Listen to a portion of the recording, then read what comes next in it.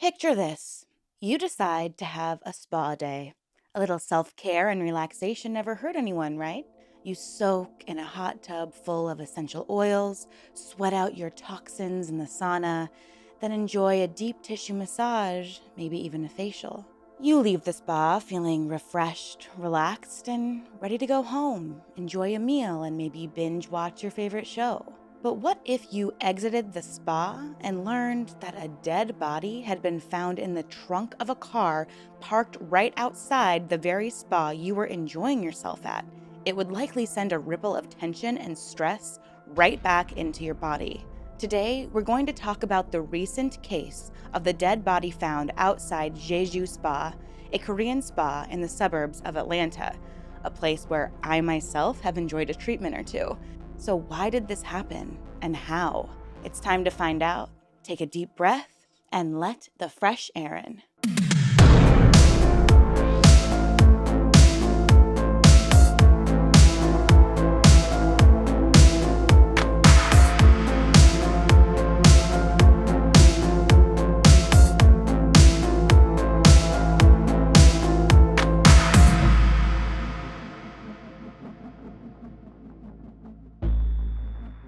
Hi, everyone. Welcome if you're new, and welcome back if you've been here before. I really appreciate your support. My name is Erin, and I am fascinated by all things cults, true crime, and unique spiritual practices.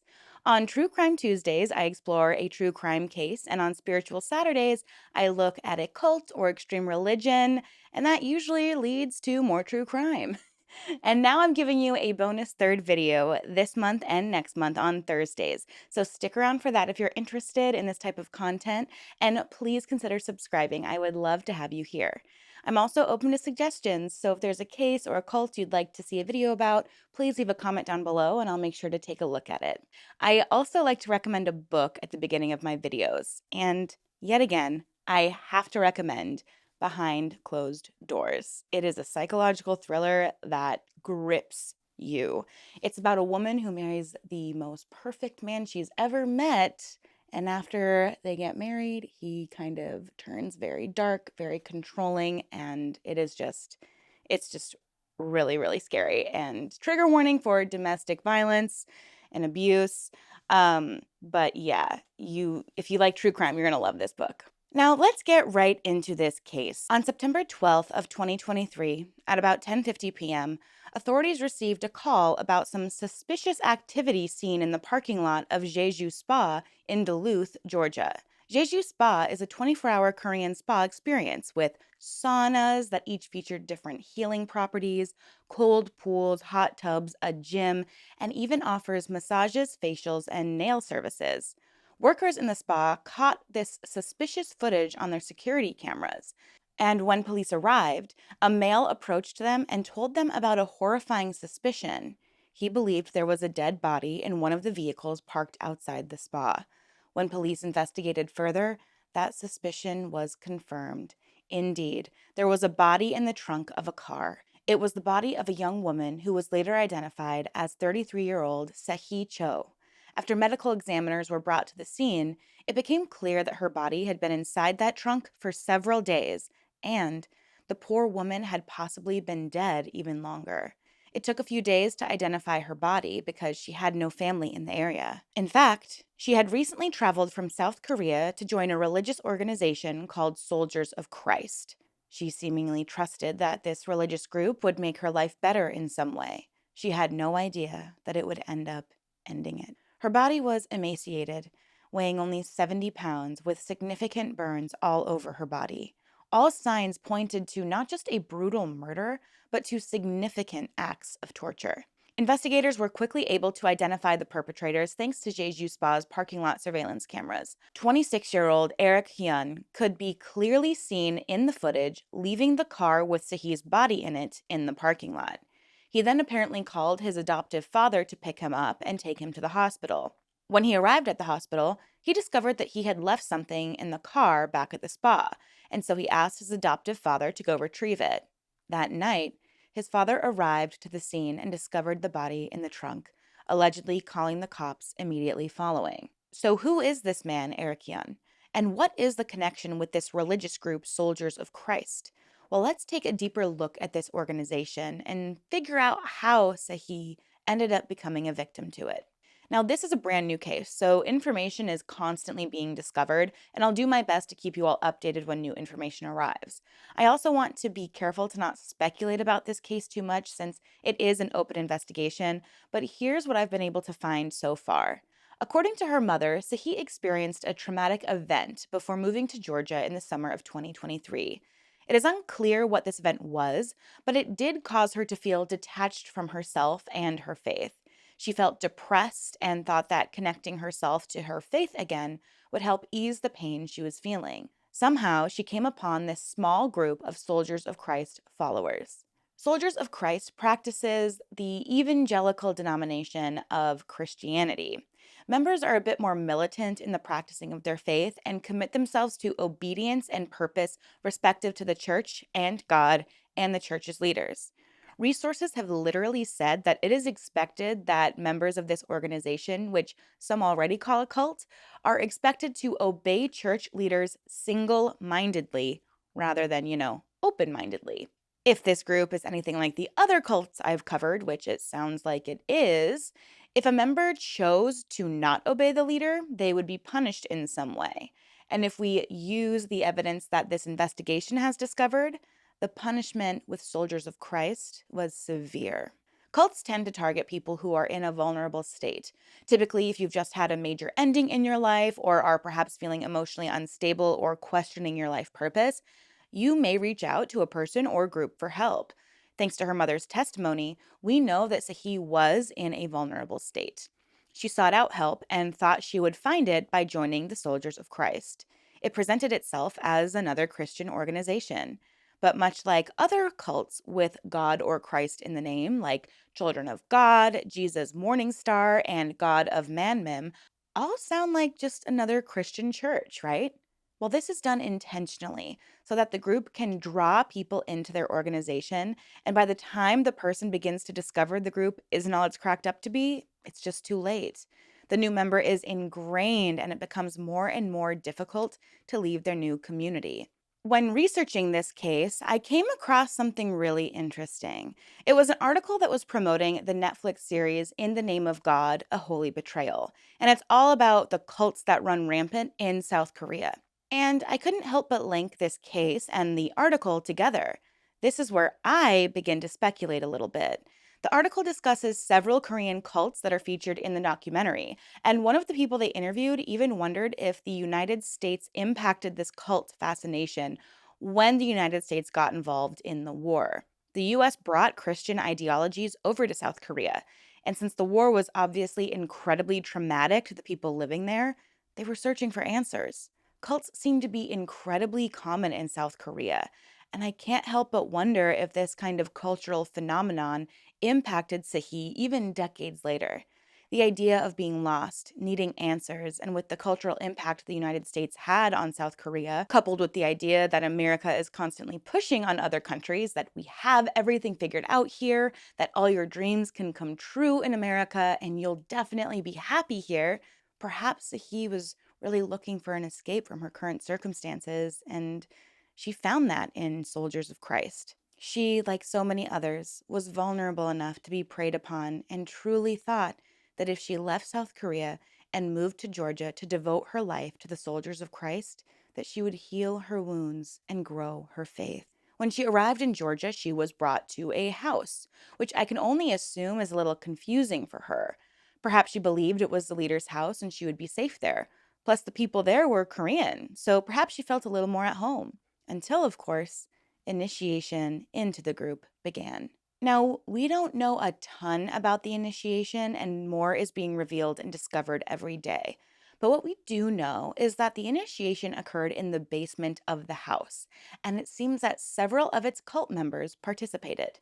The members who were arrested and charged with felony murder are all between the ages of 22 and 26, and one is even a teenager. It's always so shocking to me when young people commit such atrocious crimes. I don't know why it feels more shocking to me than when a grown adult does it or a more grown adult does it, but it just for some reason really creeps me out. Maybe it's because I'm getting older and so all these people would be younger than me And I can't imagine making such a final decision, like killing somebody at all. I don't know. It's like this weird feeling I have when a killer is so young, you know?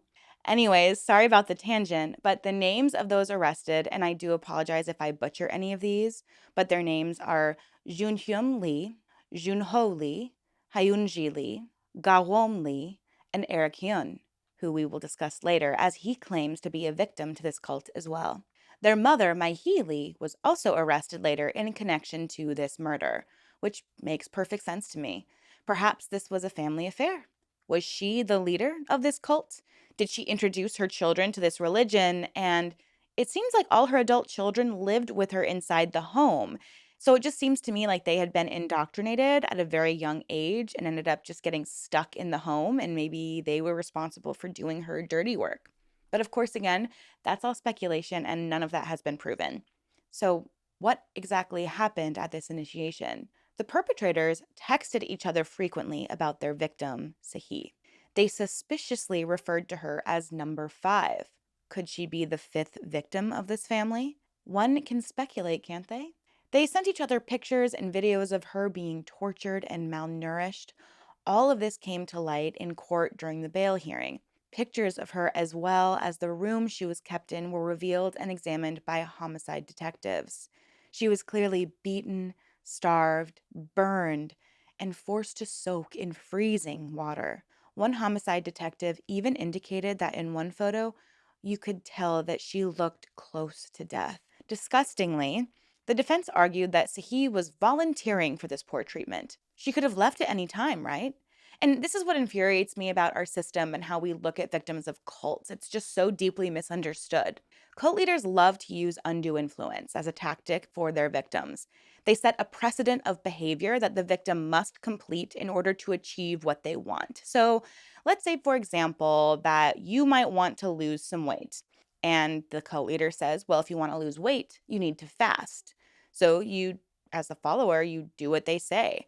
But whenever you feel a hunger pain, you tell your leader, I'm in pain, I want to eat something. And they say, this is just discomfort. You can push past it. So you push past it. But when you start fainting because you aren't eating, they tell you, well, that's just a limitation your mind is putting on your body. You have control over your body, don't you? So you need to tell it not to faint. So you keep going, you keep fasting, you keep starving yourself. When you finally say, I want to eat something, I'm in pain, this is too much, I don't want to do it anymore, the leader might say, wow, I can't believe you're giving up on yourself. It's just so sad to see that you would give up on you and your growth. And that's going to make you continue to fast because you don't actually have a choice. Because if you make the choice that's actually best for you, it's already been demonized by the leader. And so you are more inclined to continue doing something that makes you feel uncomfortable or even harms you because you've been led to believe that it's what's best for you and your growth. And in Sahi's case, we don't know if she was tied up. She also couldn't have left. She was in a completely different foreign country. She may not have had money or a way to connect her back to her family. We don't even know if she spoke English. So tell me, how was she going to walk out of that suburban house and go back to South Korea? I mean, come on, give me a break. She was not able to get away. And it sounds like if she spoke up at all, they would continue to punish and torture her. So what I'm sure she tried to leave. Like I'm sure she tried to leave. It's ridiculous for anyone to insinuate that she would have had the wherewithal or the strength to even get away. And this is why I could never be a lawyer, because I think it's absolutely disgusting and disgraceful that a lawyer would hint that she was basically asking to get tortured and starved to death. It's just disgusting. And it's as disgusting as what the perpetrators did, if you ask me. Earlier, I mentioned that one of the people who were arrested in this case was Eric Hyun. He was actually the man who drove the car with Sahi's body in it and parked that car in the parking lot at Jeju Spa.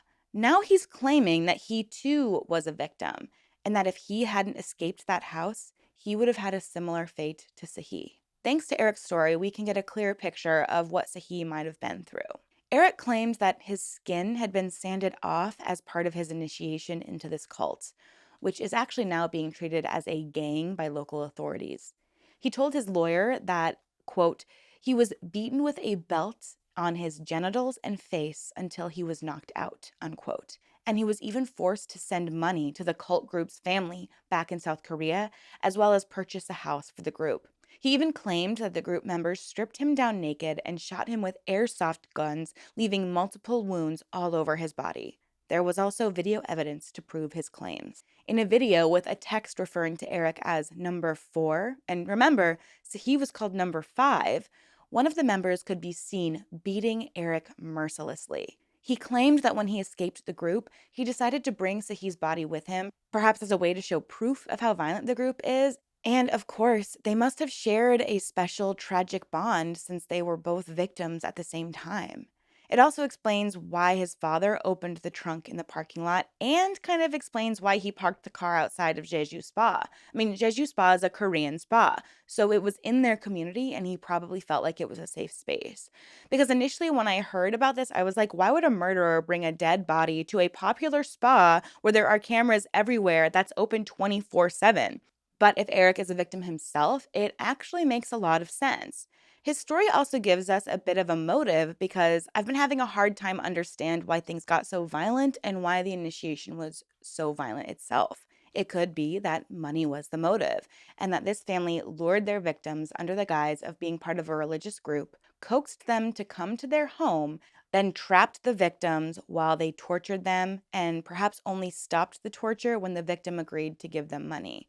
Again, this is an open investigation and none of this has been proven. So I'm just sharing my theories because I find this utterly fascinating and it's an incredibly sad case.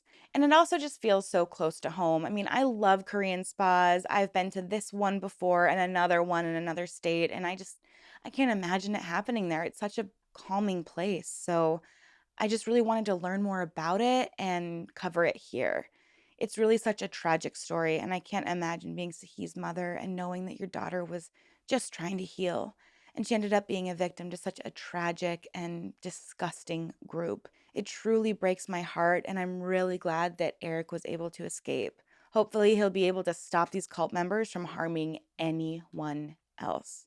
Now, this case is still in the very, very early stages, but I will keep up with it and try to provide updates as I find them. I want to take this as an opportunity to remind everyone that cults disguise themselves as many, many things. They could look like a religion or a self help group, even a group therapy class. It could look like a yoga retreat or a women's circle. So please use discernment when you're joining any group like this. We all feel vulnerable and need healing from time to time. So please find your healing in a healthy and safe way. And when you feel that feeling in your gut that's telling you something is wrong, trust it because most likely something is very, very wrong. I invite you to send positive thoughts and prayers to Sahi's family, and I hope that Eric is able to heal and move forward from this terrible experience. I'll keep you updated as best I can about this case. Thank you so much for watching, and until next time, please stay safe out there.